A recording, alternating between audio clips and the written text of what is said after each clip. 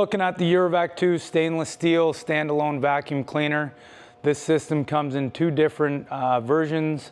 One with a 2-motor head, which is good for one user operating at one time. It also comes in the 3-motor head, which is good for 2 users at one time, or you can run it through a V-arch for car wash applications. We have different cleaning tools available, but the standard tool that is used is a claw tool. This right here is an 1.5-inch hose. Length is 17 feet. You can get longer if needed or shorter if needed. You can also upgrade to a 2-inch hose. The push starter, this activates the vacuum system. Press that, the unit will run for a set period of time. You can set that timer for whatever amount of time you want it to run, be it 5 minutes, 10 minutes, 15 minutes, depending on how long you want it to run for. On the front of the unit, you are going to see 2 access doors, top and bottom. Top is where the filters are located, bottom is where the canister is located. I'm going to show you how to access these doors, starting with the bottom. You've got these latches on the side, simply unhook them. And inside you are going to see the bucket where the dust, debris, and everything that you're vacuuming up gets collected. That's going to need to empty depending on use and how much debris is in a vehicle. But you should check it at least once a day out of the gates just to make sure it doesn't get full and you're getting a regular maintenance schedule. If you look inside here, you're going to see the bolts where these get mounted to. What isn't shown is we have a plastic cover which you need to install over top of that hole there to ensure you have a vacuum seal.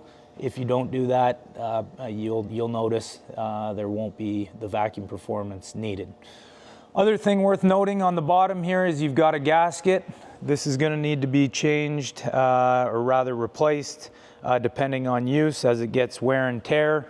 You'll notice it with a visual inspection, and it may lose the seal, and you're going to see performance issues as well. So once that happens, get a replacement gasket. Very simple change.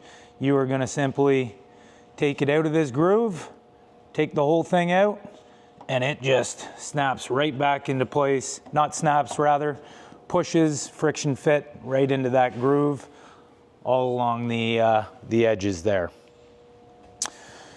When sealing these latches, they're adjustable. You don't need to over tighten these latches.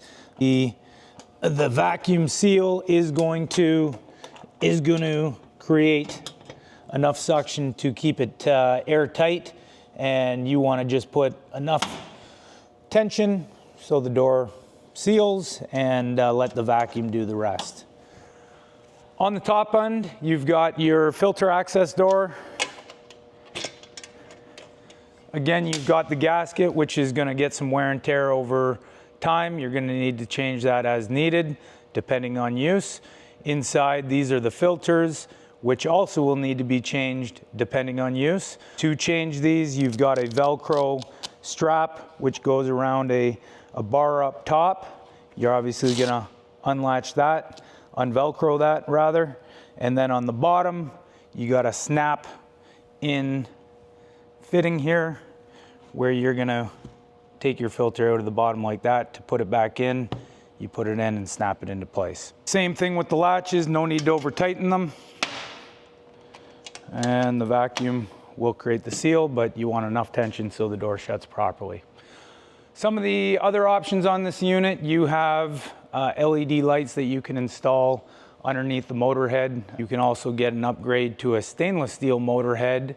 And over on the right hand side here, I'm going to show you the pay option upgrade. What you're looking at here is the pay option upgrade for the stainless steel standalone vacuum.